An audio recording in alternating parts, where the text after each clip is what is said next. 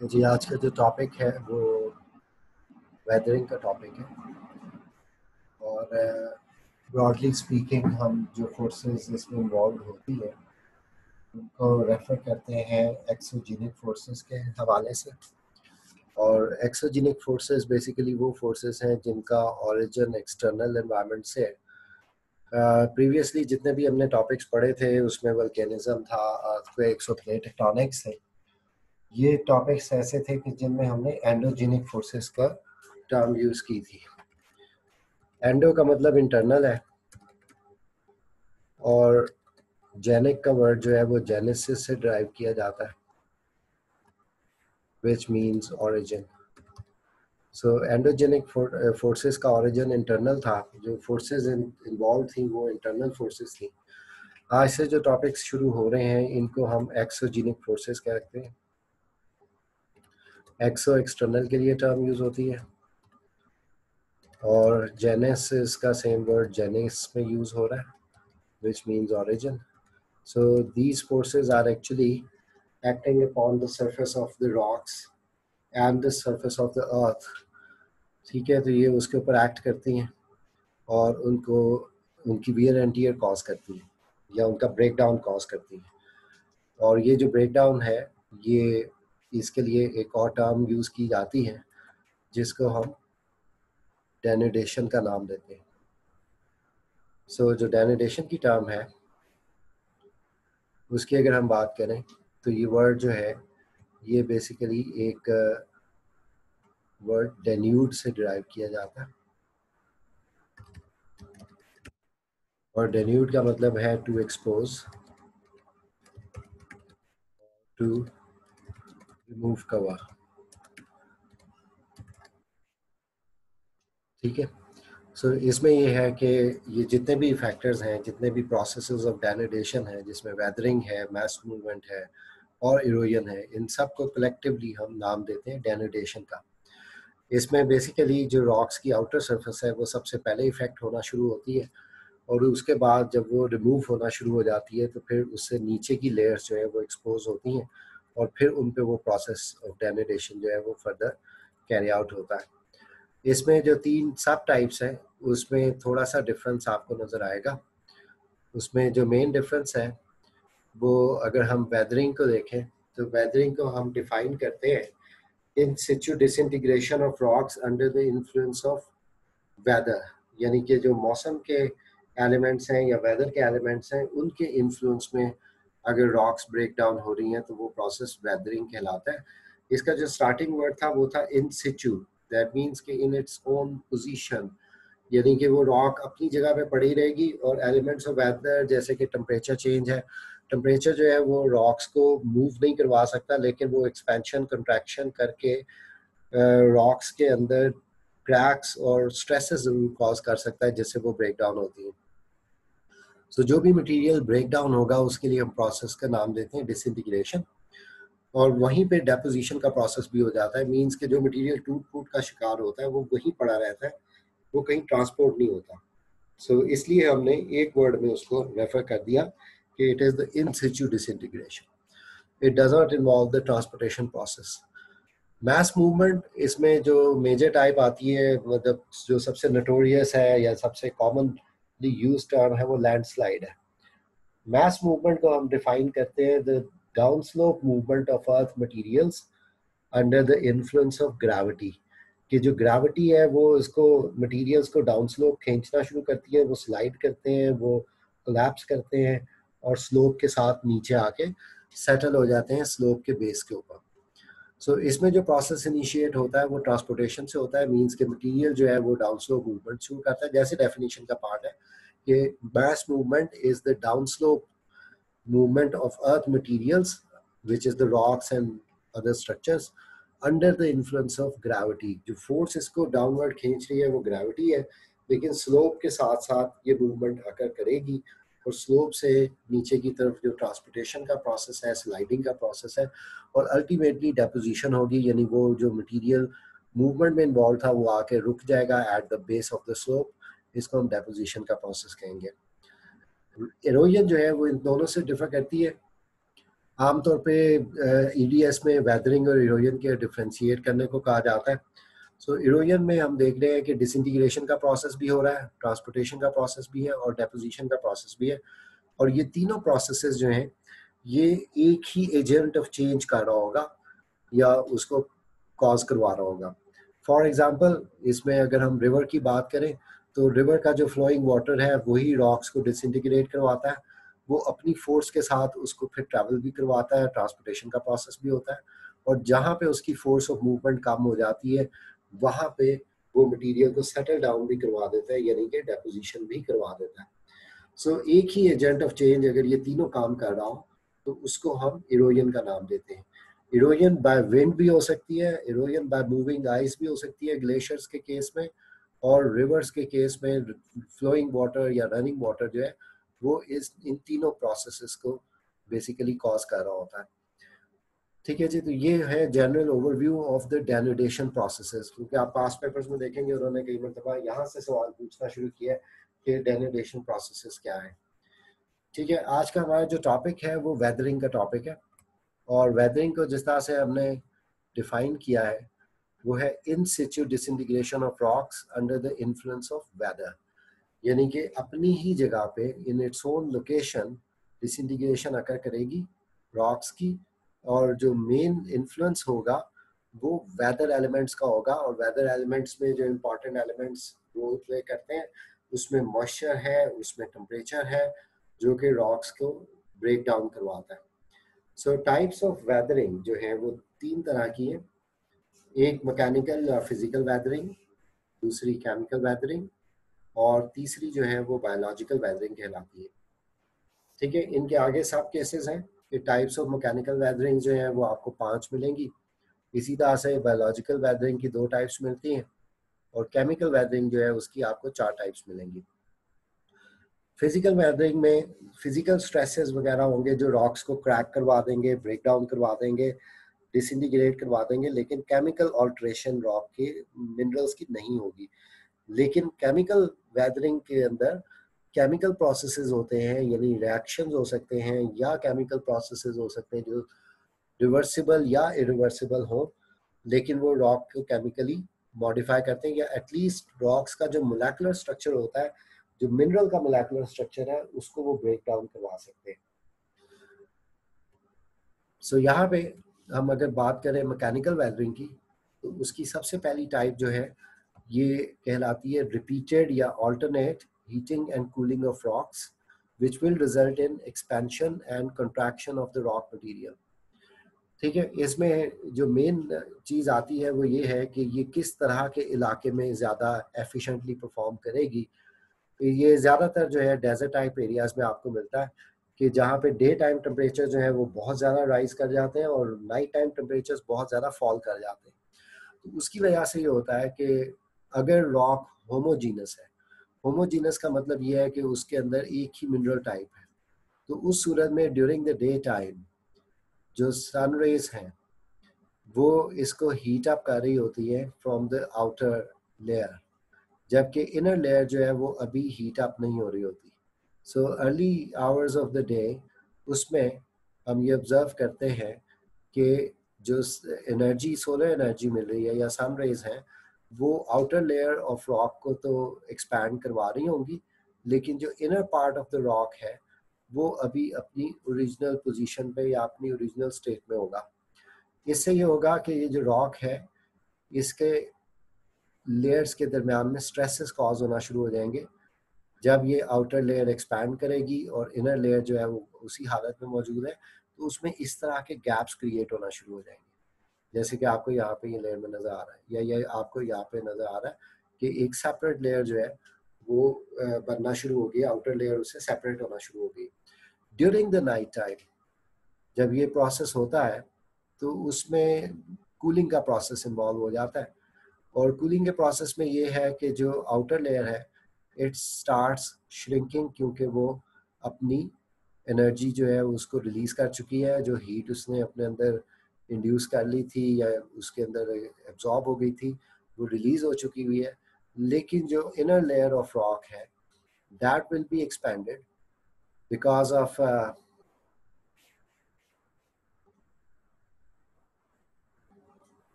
That will be expanded, कि उसके अंदर जो एनर्जी पेनिट्रेट हो गई है ओवर द डे, उसकी वजह से यहाँ पे ये जो रॉक है इनर पार्ट वो एक्सपैंड कर रहा होगा। ठीक है, सो उसका इफेक्ट ये होता है कि रॉक्स में रेडियल क्रैक्स आना शुरू हो जाते हैं।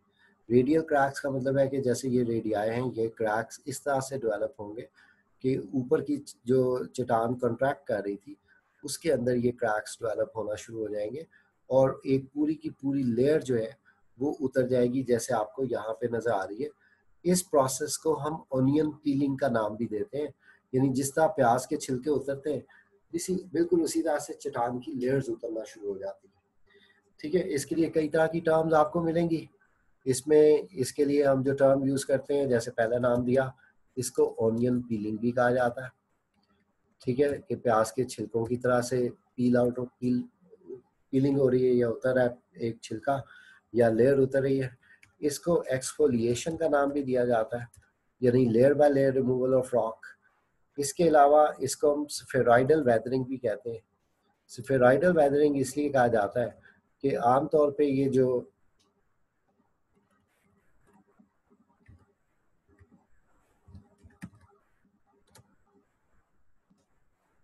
ये स्फेरिकल आपको शेप नजर आ रही है, लेकिन यहाँ से जो रॉक की लेयर रिमूव हुई है वो बिल्कुल एक प्याज के छिलके की तरह कर्वेचर वाली होगी, कर्व्ड होगी। सो उसको हम, क्योंकि वो उसमें कर्वेचर है, स्फेरॉइडल उसका मतलब स्ट्रक्चर और उसकी फॉर्म होगी, तो इसको हम स्फेरॉइडल वेदरिंग भी कहते हैं। यहाँ पे भी अगर आपको ये एक डोम शेप नजर आ रही है, तो इसमें ये जो रॉक्स के ब्लॉक ऊपर से लेयर्स के डिसइंटीग्रेट हो रहे हैं उनमें कर्व मौजूद होगा, जिसकी वजह से इनको ब्लॉक नहीं कहेंगे, इसको हम स्फेरॉइडल लेयर कहेंगे। ठीक है, तो पहली टाइप जो हो गई वो हो गई मैकेनिकल वेदरिंग की, repeated heating and cooling which results in expansion and contraction of the rock structure। और ये जो केस हमने डिस्कस किया है ये होमोजीनस रॉक्स पे डिस्कस किया है। होमोजीनस रॉक्स का मतलब क्या है कि होमो means same and genus means type, कि मिनरल की टाइप एक जैसी होगी तो इस पूरी लेयर के ऊपर जो मिनरल है वो एक ही रेट के ऊपर एक्सपैंड करेगा। जो डिफरेंस ऑफ एक्सपेंशन होगा वो इनर पार्ट और आउटर पार्ट में होगा, यानी यहाँ पे जो आउटर लेयर है वो एक्सपैंड कर रही होगी तो इनर लेयर एक्सपैंड नहीं कर रही, लेकिन जब हीट पेनिट्रेट कर चुकी हुई है, इनर लेयर एक्सपैंड हो चुकी है, आउटर लेयर कूलिंग के प्रोसेस में आ गई रात के वक्त और वो कॉन्ट्रैक्ट होना शुरू हुई, जिसकी वजह से उसके ये ब्लॉक्स टूटना शुरू हुए। ठीक है जी, इसको हम कहते हैं repeated heating and cooling but on homogeneous rocks. उसके बाद आ जाती है repeated heating and cooling, same term है 1.2, आप इसको देख रहे हैं पहली हेडिंग ही है लेकिन उसकी दूसरी सब हेडिंग है, और ये है हेट्रोजीनस रॉक्स के ऊपर। हेट्रोजीनस रॉक्स का मतलब क्या है कि the rocks have different minerals, जैसे आपको यहाँ पे नजर आ रहे हैं, कहीं पे आपको ब्लैक पार्टिकल्स नजर आ रहे हैं, कहीं पे आपको वाइट पार्टिकल्स नजर आ रहे हैं। कलर भी मैटर कर रहा होता है। अब इसके ऊपर जब सन रेज पड़ेंगी तो ब्लैक पार्टिकल्स जो है वो ज्यादा एनर्जी एब्जॉर्बेंट होते हैं, वो ज्यादा एनर्जी एब्जॉर्ब कर लेंगे, और वाइट पार्टिकल्स उतनी एनर्जी एब्जॉर्ब नहीं कर रहे होंगे। अकॉर्डिंगली जो ब्लैक पार्टिकल्स हैं या डार्क पार्टिकल्स हैं वो ज्यादा एक्सपैंड कर जाएंगे, और जो दूसरे पार्टिकल्स वाइट कलर के हैं वो कम एक्सपैंड करेंगे। सो उनकी एक्सपेंशन कम होने की वजह से इन पार्टिकल्स के आपस में ही जो बॉन्ड बना होता है उसमें एक डिफरेंस आना, स्ट्रेस क्रिएट हो जाता है, और उस स्ट्रेस की वजह से ये पार्टिकल्स एक दूसरे से ज्यादा होना शुरू हो जाते हैं। ठीक है, सो इसके लिए जो हम टर्म यूज करते हैं, जैसे उसके लिए हमने स्फेरॉइडल वेदरिंग की टर्म यूज की थी, इसको ग्रैनुलर वेदरिंग कहा जाता है, यानी कि इसमें मटेरियल के ग्रेन्स जो है वो सेपरेट होंगे individually because of expansion and contraction. इसमें जो है मिनरल टाइप भी मैटर कर सकती है। अगर नॉन मेटालिक मिनरल और मेटालिक मिनरल है, मेटालिक मिनरल ज्यादा आसानी से एनर्जी एब्जॉर्ब करता है और ज्यादा रेट ऑफ एक्सपेंशन के साथ एक्सपैंड करता है, as compared to non metallic minerals वो उतना एक्सपैंड नहीं करेंगे, तब भी रेट ऑफ एक्सपेंशन का डिफरेंस आएगा। और ये डिफरेंस जो है ये रॉक की एक ही लेयर के ऊपर कर सकता है। आउटर लेयर है तो उसी के ऊपर मुख्तलिफ particles different rate of expansion के साथ एक्सपैंड और कंट्रैक्ट करेंगे। अकॉर्डिंगली यहाँ पे पार्टिकुलेट मैटर जो है वो रॉक की लेयर से रिमूव होना शुरू हो जाता है और वो ग्रेन्स की सूरत में होता है, इसलिए हम इसको ग्रैनुलर वेदरिंग भी कहते हैं। And it occurs on heterogeneous, hetero means different and genus again means type, of so types of minerals यहाँ पे डिस्कस हो रही है। तो डिफरेंट टाइप्स के मिनरल्स अगर इस तरह से इन्वॉल्व हो सेम लेयर के अंदर, तो उसके ऊपर जो प्रोसेस होगा वो ग्रैनुलर वेदरिंग का होगा, जबकि उसके ऊपर टेम्परेचर का इफेक्ट जो है वो एक्सपेंशन और कंट्रैक्शन ही कॉज करवाएगा। So that is first type of mechanical weathering, जिसको हमने रिपीटेड हीटिंग एंड कूलिंग का नाम दिया। It is most efficient in desert type areas जहाँ पे वेरिएशन ऑफ टेम्परेचर ज्यादा होती है। उसके बाद अब आ जाते हैं मैकेनिकल वेदरिंग की दूसरी टाइप की तरफ। इसको हम नाम देते हैं repeated freeze and thaw action. Freezing and thawing, इसमें फ्रीजिंग जो है वो रिलेट की जाती है पानी के साथ। आमतौर पे ये माउंटेनस एरियाज पे होता है। आप क्वेटा वगैरह देखें, मरी और नॉर्दर्न एरियाज में देखें, सर्दियों के मौसम में पानी की जो सप्लाई के पाइप्स होते हैं उनमें भी पानी फ्रीज होना शुरू हो जाता है और वो क्रैक करना शुरू कर देता है पाइप्स को। उसकी रीजन क्या है कि 4 डिग्री सेंटीग्रेड के ऊपर पानी की जो डेंसिटी होती है वो मैक्सिमम होती है, यानी पानी जो है वो जब उसको आप ठंडा कर रहे होते हैं 4 डिग्री सेंटीग्रेड तक वो अपना मिनिमम वॉल्यूम जो है अटेन कर लेता है। 4 डिग्री से नीचे जो टेम्परेचर होता है उसमें इसका वॉल्यूम इंक्रीज करना शुरू कर देता है, और पानी का वॉल्यूम जब इंक्रीज करेगा यानी वो एक्सपैंड करेगा, और फ्रीजिंग के वक्त ये तकरीबन 10% तक एक्सपैंड हो जाता है। सो होता ये है कि during the day time rocks के अंदर जो क्रैक्स होते हैं उसमें पानी लिक्विड फॉर्म में एंटर हो जाएगा। उसके बाद रात के वक्त अगर सब जीरो टेम्परेचर्स हैं, जीरो से नीचे टेम्परेचर चले जाते हैं, तो ये पानी जो है ये जमना शुरू हो जाता है, फ्रीज होना शुरू हो जाता है, और उस फ्रीजिंग की वजह से ये स्ट्रेसेस कॉज करता है उन क्रैक्स के सराउंडिंग के ऊपर, और रॉक्स के ब्लॉक्स को ब्रेक करता है, जैसे आपको ये क्रैक नजर आ रहा है। सो इस हवाले से इसको नाम दिया जाता है फ्रॉस्ट एक्शन, या फ्रॉस्ट बेसिकली जमी हुई बर्फ को कहा जाता है। और फ्रॉस्ट एक्शन जो है इसके लिए हम टर्म यूज करते हैं एक और, Frost waging. So it is just like a veg shape. ये ट्रायंगुलर सी शेप आपको नजर आ रही है, जैसे कुल्हाड़े का फल होता है, आगे से पॉइंटेड पीछे से चौड़ा। तो जैसे जैसे पेनिट्रेशन होगी ये साइडों की तरफ स्ट्रेस कॉज करके, जैसे कुल्हाड़ा जो है वो लकड़ी को स्प्लिट कर रहा होता है, बिल्कुल ऐसे ही ये चट्टानों को स्प्लिट करना शुरू कर देता है by exerting the pressure on the sides. तो इसको हम फ्रॉस्ट वेजिंग का नाम भी देते हैं। रिपीटेड फ्रीज एंड थॉ, यानी कि पानी का जमना और पिघलना बार बार अगर हो रहा हो तो उससे भी रॉक्स के ब्लॉक्स जो हैं वो डिसइंटीग्रेट होते हैं।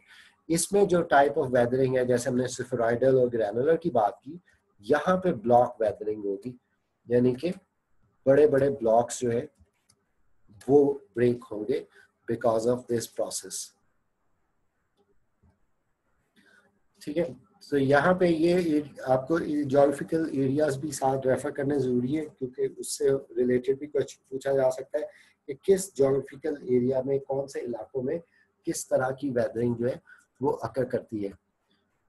Okay, repeated freeze and thaw के बाद ये मैकेनिकल वेदरिंग की सेकंड टाइप थी। थर्ड टाइप मैकेनिकल वेदरिंग की जो है वो रिपीटेड वेटिंग एंड ड्राइंग कहलाती है, यानी कि चट्टानों का गीला होना और फिर खुश्क होना, और उसका इफेक्ट चट्टानों की सरफेस पे क्या आता है, स्वेलिंग और श्रिंकिंग ऑल्टरनेट करती है। कई मिनरल्स ऐसे होते हैं, कई मटेरियल्स ऐसे होते हैं जो गीले होके फूल जाते हैं, फैल जाते हैं, जैसे इवन ह्यूमन स्किन है, अगर वो गीली रहे ज्यादा देर तक तो आप देखते हैं उसकी स्वेलिंग स्टार्ट हो जाती है, यानी वो फूलना शुरू हो जाती है, और खुश्क होने पे वो श्रिंक करती है। ह्यूमन हेयर की भी यही प्रॉपर्टी है कि गीले बाल जो है वो लंबे हो जाते हैं और खुश्क होने पे वो श्रिंक कर जाते हैं। कॉटन को आप देखते हैं, और बांध जो चारपाइयों पे इस्तेमाल किया जाता था वो जब गीला हो जाता है तो वो श्रिंक करता है। ठीक है, ये तो हमारे डेली यूज के जो ऑब्जेक्ट्स हैं और जो मतलब मटेरियल्स हैं ये उनकी बात है। लेकिन हम ये भी ऑब्जर्व करते हैं कि क्ले जैसे है, फॉर एग्जांपल मट्टी है, उसको आपने पानी लगाया और जब वो खुश्क होना शुरू हो जाएगी तो उसमें इस तरह के क्रैक्स बनना शुरू हो जाएंगे, क्योंकि क्ले जो है वो गीली होकर स्वेल करती है, फूलती है, और जब वो खुश्क होने लगती है तो उसके अंदर ये श्रिंकिंग की वजह से क्रैक्स बनना शुरू हो जाते हैं, गैप्स बनना शुरू हो जाते हैं। सो ये प्रोसेस अगर रेपिटेशन पे है तो रेपिटेशन में फिर वही बात है कि ये कहाँ पे पॉसिबल है। It could be possible in coastal regions, क्योंकि कोस्टल एरियाज पे होता ये है कि वहाँ पे कभी बड़ी वेव आ गई और उसने रॉक्स को गीला कर दिया। अकॉर्डिंगली मिनरल की टाइप के ऊपर बेस करेगा कौन सा मिनरल कॉन्ट्रैक्ट कर श्रिंक कर रहा है, कौन सा जो है वो स्वेल कर रहा है, मीन्स कि अगर कोई मिनरल गीला होकर श्रिंक कर गया तो वो जब खुश्क हो रहा होगा तो वो स्वेल कर रहा होगा, ठीक है, तो ऑल्टरनेट प्रोसेस होगा, उसका इफेक्ट जो है वो ऑपोजिट हो रहा होगा। इस हवाले से कोस्टल एरियाज के ऊपर ये भी होता है कि टाइड्स आते हैं, यानी कि चांद की ग्रेविटी की वजह से जब पानी के लेवल्स राइज करते हैं तो डेली बेसिस पे जो कोस्टल एरियाज की चट्टानें हैं वो पानी में डूब भी रही होती हैं, और उसके बाद फिर कुछ घंटों के लिए पानी जब रिट्रीट करता है तो वो खुश्क भी हो जाती हैं, और खुश्क होने के दौरान उसमें इसी तरह के स्ट्रेसेस जो है वो रिवर्स स्ट्रेसेस कॉज हो जाते हैं, ठीक है। तो इसकी वजह से जो ब्रेक डाउन होगा रॉक्स का, उसको हम वेटिंग एंड ड्राइंग या स्वेलिंग एंड श्रिंकिंग कहते हैं, और ये मैकेनिकल वेदरिंग की थर्ड टाइप पे फॉल करता है। Okay, next is the mechanical weathering number four type, that is fourth type. It is called development of salt crystals. यहाँ पे आप ऑब्जर्व कर रहे हैं कि यहाँ पे पानी कहीं पे इकट्ठा हुआ था और पानी जो है वो वेपरेट हो गया, लेकिन उस पानी के अंदर जो डिजॉल्व सॉल्ट्स होंगे, पहले तो वो कई मरतबा ऐसा होता है कि रॉक्स के अंदर पोर स्पेसिस के अंदर पानी चला जाता है और जो सॉल्ट होते हैं वो सोल्यूशन फॉर्म में उसमें एंटर हो जाते हैं पोर स्पेसिस के अंदर, लेकिन जिस वक्त पानी इवेपोरेट हो जाता है, ड्राई आउट हो जाता है, तो वही सॉल्ट क्रिस्टल जो है वो क्रिस्टलाइन स्ट्रक्चर ग्रेन्स बनाना शुरू करते हैं, और वो ग्रेन्स जो है वो चट्टानों के पार्टिकल्स को तोड़ना शुरू कर देते हैं। कई मरतबा ऐसा ऑब्जर्व किया जाता है कि न्यूली कंस्ट्रक्टेड हाउसेज हैं जहाँ पे, या फिर ऐसी जगह जहाँ पे मॉइस्चर आ रहा हो छतों से, वहाँ पे आप देखते हैं कि वाइट कलर का सॉल्ट बनना शुरू हो जाता है जो सैंड को डिसइंटीग्रेट कराना शुरू कर देता है या सीमेंट वगैरह को डैमेज करना शुरू कर देता है। वो सॉल्ट क्रिस्टल्स की फॉर्मेशन की वजह से होता है। सॉल्ट क्रिस्टल्स पहले तो कभी कह रहे थे like it was in solution form, that was in liquid form, it entered into the pore spaces of the rocks. यहाँ पे ये जो आपको नजर आ रहे हैं ये होल से बने हुए, ये इसी वजह से बने हैं।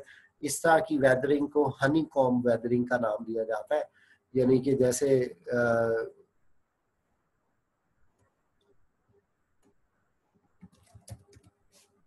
बीज जो है वो एक स्ट्रक्चर बनाती है हेक्सागोनल सा, इसको हनी कॉम्ब वेदरिंग का नाम दिया जाता है। इसमें छोटे छोटे से सुराख बन जाते हैं because of the development of salt crystals, जहाँ से वो मटेरियल जो है वो ब्रेक डाउन होगा स्ट्रेस की वजह से। जब सॉल्ट क्रिस्टल ग्रो करेगा साइज में तो वो स्ट्रेस कॉज करता है और वो इसको ब्रेक डाउन करवा देता है, ठीक है। लेकिन इसके लिए जो टर्म हमने यूज किया उसमें कहीं पे भी रिपीटेड का वर्ड नहीं आया, यानी कि ये जो प्रोसेस है ये आमतौर पे एक दफा होता है, रेपिटेशन जो है वो कम ही चांसेस होते हैं कि इसके अंदर अकर करे। ओके, इसके बाद लास्ट टाइप जो मैकेनिकल वेदरिंग की है, that is called pressure release और रिमूवल ऑफ बर्डन। ये अब लग तो ऐसा ही रहा है कि जैसे पहले वाली,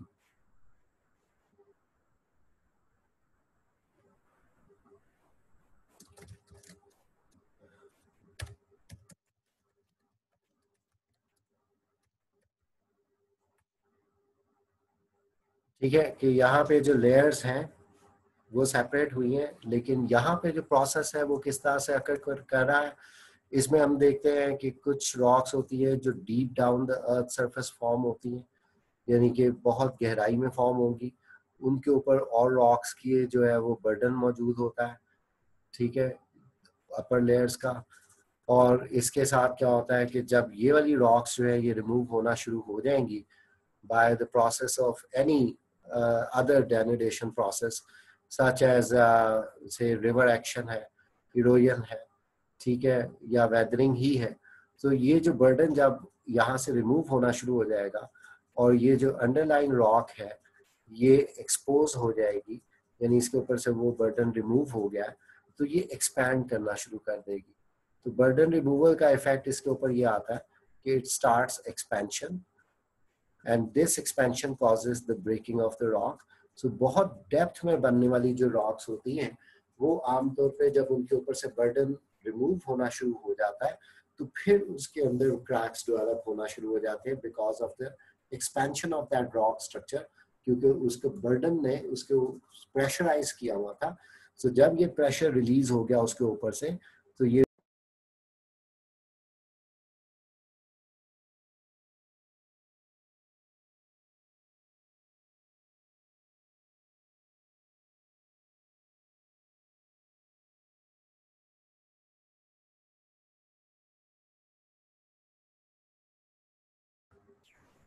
ये बर्डन जब रिमूव हुआ इसके ऊपर से, ओवरलाइंग बर्डन रिमूव होगा, तो ये रॉक्स जो है वो एक्सपैंड होके क्रैक होना शुरू हो जाएंगी। इसको हम प्रेशर रिलीज या रिमूवल ऑफ बर्डन कहते हैं।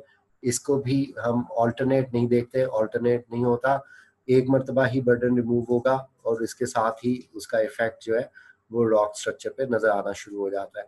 सो these are the 5 types of mechanical weathering, कि फिजिकली जो रॉक्स जो है वो किस तरीके से डिसइंटीग्रेट करती है। इसके बाद जो नेक्स्ट चीज आती है वो आती है जी केमिकल वेदरिंग। केमिकल वेदरिंग के लिए जो एलिमेंट्स ऑफ वेदर इंपॉर्टेंट हैं उसमें एक दो चीजें सामने रखनी पड़ेंगी। सबसे पहली बात है कि केमिकल प्रोसेसेस के लिए टेम्परेचर जो है वो एक इम्पॉर्टेंट फैक्टर है। सो ठंडे इलाकों में ये प्रोसेसेस रिलेटिवली कम होते हैं। इवन के बहुत सिंपल सा प्रोसेस जो सोल्यूशन का है वो भी लो टेम्परेचर्स में आकर नहीं करता। अगर गर्म पानी होगा तो वो बहुत आसानी से अपने अंदर मिनरल्स को डिसॉल्व कर रहा होगा, सॉल्ट्स को डिसॉल्व कर रहा होगा। लेकिन ठंडा पानी जो है वो अपने अंदर कम अमाउंट और कम रेट के साथ मिनरल्स को, सॉल्ट्स को डिसॉल्व कर रहा होता है। सो एक तो टेम्परेचर का फैक्टर है और दूसरा मॉइस्चर का फैक्टर है। सो हम ये ऑब्जर्व करते हैं कि आमतौर पे केमिकल वेदरिंग वहां पे अकर करती है जहां पे रिलेटिवली हाई टेम्परेचर्स हो और मॉइस्चर भी अवेलेबल हो।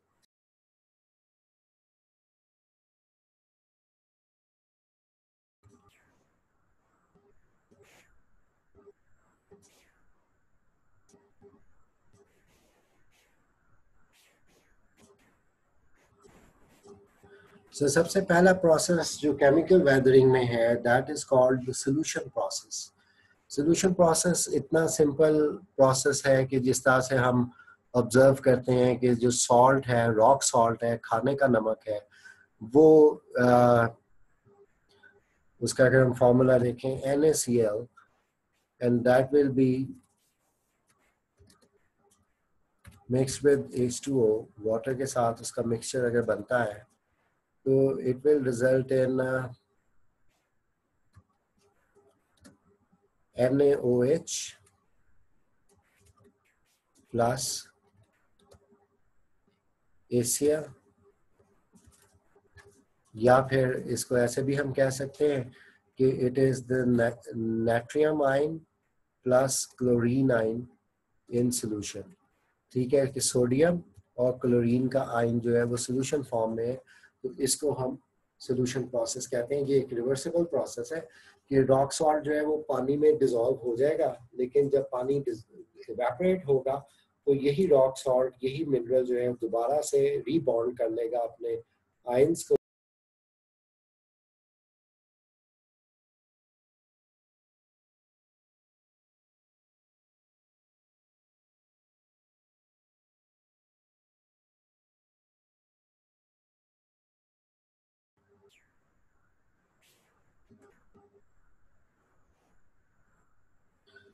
ठीक है, so that is a reversible process.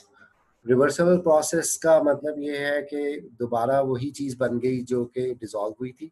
Sodium chloride पानी में मिक्स हुआ था और सोडियम क्लोराइड ही दोबारा से फॉर्म हो गया after the evaporation of water.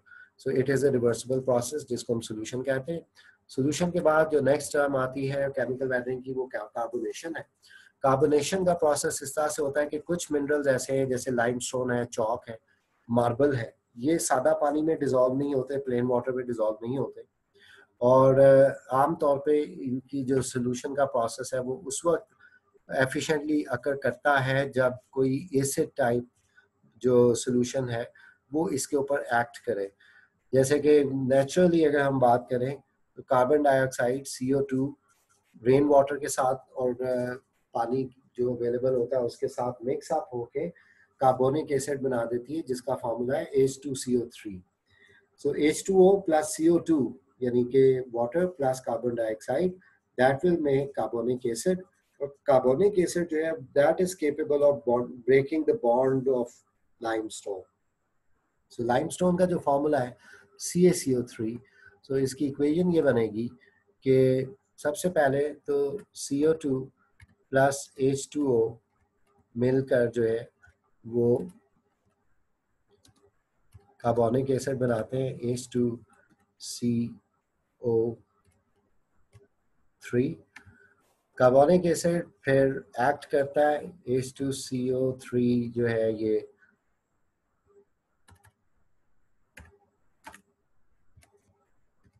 CaCO3 के साथ मिलेगा, कैल्शियम कार्बोनेट,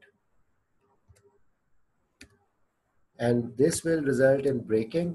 इसमें कैल्शियम का आयन सेपरेट हो जाता है और बाइकार्बोनेट आयन जो है वो अलग हो जाता है। So this is the form of solution, but this type of solution is actually carried out through carbonic acid।